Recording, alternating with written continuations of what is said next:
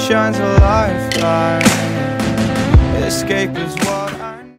Hello tout le monde, aujourd'hui on se retrouve dans une nouvelle vidéo avec Sarah de la chaîne Skippy Makeup.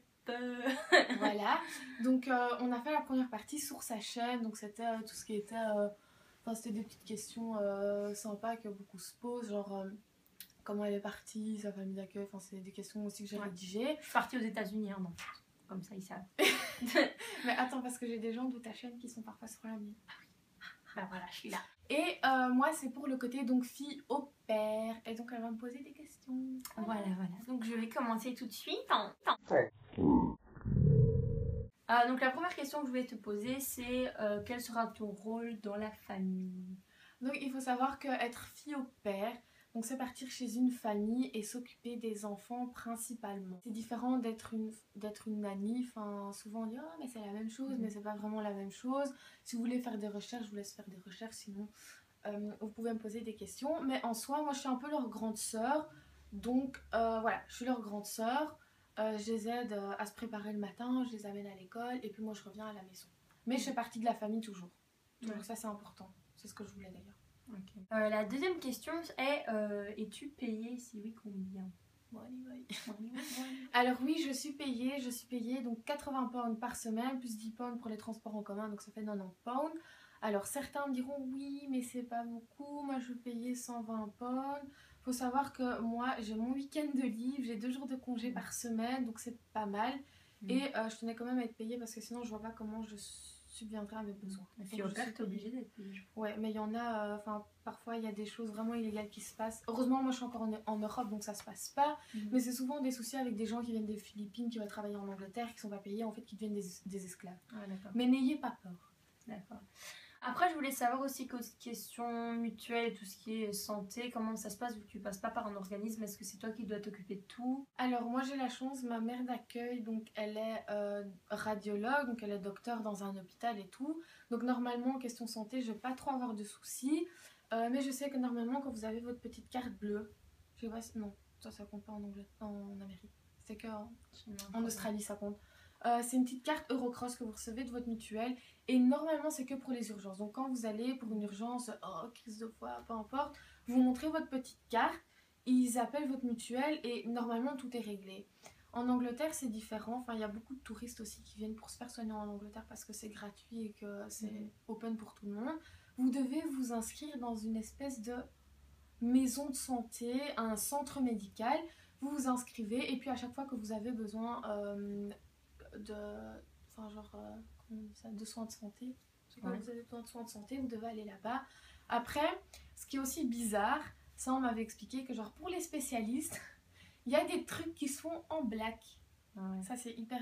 moi je trouve ça bizarre, je suis pas habituée. Mais genre si vous devez aller chez un dentiste, vous payerez par exemple 80 pounds pour un plombage en blanc et 150 pounds... Non, 80 pounds en noir et 150 pounds en blanc. Mais normalement, question santé, vous vous inscrivez dans une maison médicale. Tout est réglé à part pour les spécialistes où c'est payant comme partout mais c'est pas très très cher non plus, c'est vraiment hyper abordable. Ensuite la quatrième question ça serait qu'est-ce que tu fais dans ton temps libre? Donc tu as dit que tu avais le week-end plus de jours, qu'est-ce que tu vas faire pendant ce temps-là à part sortir avec tes amis? Donc avec mes parents c'est convenu que si je partais je devais obligatoirement aller à l'école, donc j'ai trouvé une chouette petite école qui est à 2 pas de chez moi et je vais suivre en fait des cours d'anglais. Je vais suivre à raison de 6 heures par semaine, c'est cher. J'ai pas trouvé moins cher pour le moment, même si je sais que moins cher existe. Je paye environ 2000 € pour toute l'année. Et je paye par terme, mais environ quand on compte tout le total, c'est 2000 €. Donc je vais à l'école et après j'aimerais bien me trouver un petit job d'étudiant ou un truc en bénévole.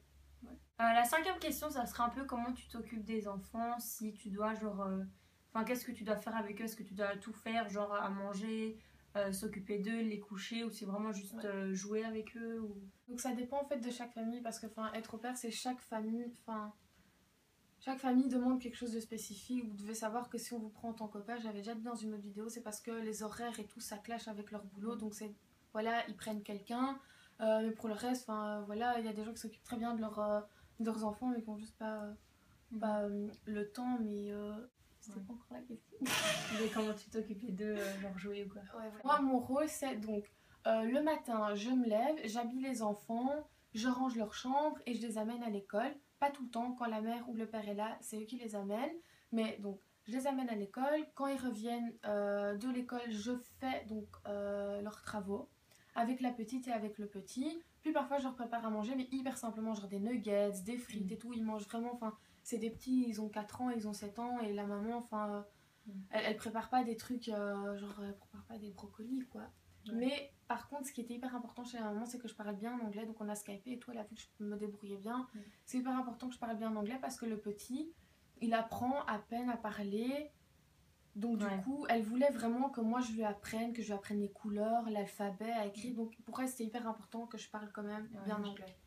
Et que je l'écrive aussi bien. Donc on a échangé très très longtemps par mail avant de passer à Skype. Comment tu as réussi à trouver ta famille vu que tu n'es pas passée par un organisme? Est-ce que c'est elle qui t'a contacté, toi qui l'as contacté? Comment ça s'est passé un peu tout ça? Donc sur le site, donc upperworld.com, les gens peuvent vous contacter, mais vous pouvez aussi contacter les gens, ça dépend. Moi j'ai contacté plusieurs familles et j'ai trouvé cette famille qui collait à ce que je recherchais. Donc déjà, la mère, elle était hyper sympa et tout, on a parlé par mail. Et elle, je pense qu'elle avait plusieurs choix. Elle a parlé à plusieurs filles au père et donc elle n'était pas encore complètement sûre de son choix. Mais je me sentais bien avec moi. Donc du coup, c'est elle qui m'a choisi à la fin. Enfin, c'est moi qui l'ai choisi, mais à la fin, c'est elle qui m'a choisi. J'ai une question qui me vient tout de suite, mais je sais pas si tu sais. Vas-y. Est-ce que c'est... Bon, je la pose normalement. Est-ce que c'est possible qu'il y ait des hommes qui fassent fille au père? Ouais, ouais, c'est possible qu'il y a des hommes qui fassent fille au père. Alors je pense que ça s'appelle homme au père, un truc comme ça. C'est pas fille au père, c'est homme au père, un truc comme ça, mais c'est aussi répandu. Sauf que, genre tout ce qui se rapporte aux enfants et tout, c'est d'office, en général, on associe ça à la femme et tout. Pas pour rabaisser la femme ou quoi, mais on associe ça toujours à la femme. Donc il y a vraiment très très peu de garçons qui le font, mais il y en a qui le font. Vraiment, il y en a quand même qui le font. Moi, je suis sur des sites d'au pair et tout, des discussions Facebook et tout. Il y en a quand même 2-3. Mais ils ont un certain âge. En général, ils sont plus âgés que les filles. Ils ont toujours entre 22 et 25 ans. Oh, d'accord. C'est intéressant. Comment est-ce que tu vas te déplacer? Parce que je sais qu'à Londres, bon, il y a le métro et tout, mais ça coûte super cher. Enfin, savoir aussi si t'es genre super loin de ton école, du centre ou quoi. Comment tu vas faire en fait? Donc moi je vais me déplacer principalement en vélo parce que déjà c'est plat à Londres donc c'est facile de faire du vélo, mais les transports en commun c'est hyper cher, c'est 144 pounds par mois parce que je suis pas étudiante. Pour être étudiante il faut prendre un horaire de 13 heures par semaine, ce qui vous fait encore dépenser plus de sous et finalement après vous avez la réduction, mais est-ce que ça en vaut vraiment la peine? Bref, il y a énormément de gens qui se déplacent à Londres en vélo parce que c'est cher. Ça faut savoir, c'est juste vraiment hyper cher et frauder, je vous le conseille pas tout simplement quoi. Vous avez déjà été à Londres, vous savez qu'il y a des policiers à chaque article, donc je me déplace à Londres. Si c'est vraiment nécessaire que j'aille au centre, je me suis commandé une petite carte en fait, une rail card ça s'appelle, et j'ai des réductions avec ça. Sur les trains, auberge de jeunesse, manger et tout, mais ça sera en vélo principalement. Tu es étudiante. Donc je reviens sur ce sujet. À Londres, je serais considérée comme étudiante, même si j'ai pas les réductions qui s'y accordent, je sais pas comment on dit ça. Même si j'ai pas les réductions avec, j'aurais une carte étudiante mais j'ai pas les réductions au transport en commun et tout. Mais j'ai cinéma, McDo, etc. Ça oui, juste pour les transports en commun. Mais si je viens par exemple en Belgique, genre dans le pays où je suis maintenant, je suis pas considérée comme une étudiante. Donc c'est un peu bizarre comme système. L'âge, est-ce qu'il faut pour être fille au père? Est-ce qu'il y a un âge minimum, maximum? Donc l'âge minimum c'est 18 ans et je sais comme... Je me suis trompée là tantôt, j'ai dit 35 ans quand je t'en parlais. Mais normalement c'est entre 18 et 26 ans. Mais genre si vous avez 17 ans, en général il y a très peu de familles qui vous laisseront pas s'occuper parce qu'ils considèrent que vous n'êtes pas assez mature et tout. 17 ans c'est en dessous de la majorité et on se réfère beaucoup à la majorité, donc ils vous laisseront pas. Si vous avez moins de 18 ans. Compréhensible. En même temps, est-ce que on peut faire fille au père? Est-ce que c'est genre d'office 1 an ou plus ou moins ou on peut choisir? Ouais, en fait on peut choisir, ça dépend de ce que la famille veut. Par exemple, imaginez, il se peut que vous trouvez un truc sur internet, nous partons pour 3 mois en déplacement, cause, travail, la durée ce sera 3 mois. En général c'est 3, 6, 9, 12, 1 an et demi et 2 ans. J'ai jamais vu des gens partir plus de 2 ans par contre. La dernière question, c'est en fait, c'est quoi les main differences? C'est quoi les différences? Vas-y, parle en anglais. Non. Allez. C'est quoi les différences principales en fait entre une nanny et une fille au père en fait? Alors, Commençons le sujet. Alors, être fille au père, c'est faire partie de la famille. On est payé, moins qu'une nanny. Être nanny, c'est être considéré comme une employée, donc vous ne faites pas partie des activités de la famille.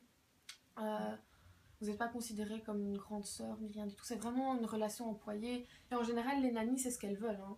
C'est vraiment leur métier. Elles adorent s'occuper des enfants, mais elles ne veulent pas de relation particulière avec la famille. Donc ça, c'est les deux grosses différences. Et aussi, il y a aussi une grosse différence. Enfin, on peut être nanny live-in, donc on vit avec la famille. On peut être nanny live-out.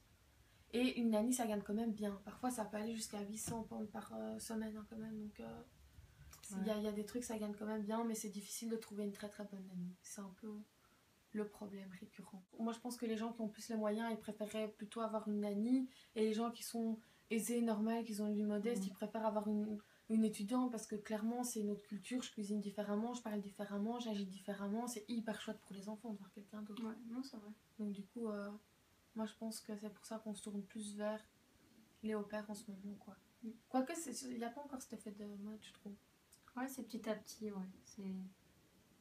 c'est pas aussi populaire, je crois, que les années d'échange. Non, mais c'est vrai que personnellement, ma mère, quand je lui ai dit que je partais chez une famille qu'elle connaissait pas, elle était un peu genre oui, mais tu pars, tu la connais pas et tout. C'est plus rassurant de partir avec un organisme souvent, c'est pour ça que c'est pas hyper connu. Donc voilà. Très bien, c'est ça. Ouais. Et tes questions m'ont satisfaite. Merci. Si vous avez d'autres questions, vous pouvez toujours me les poster en commentaire. Et si vous voulez voir la partie Sarah qui est partie avec l'association Web, vous pouvez toujours aller sur sa chaîne, me poser des questions. Au pire, vous pouvez les mettre en dessous de ma vidéo, elle les verra de toute façon.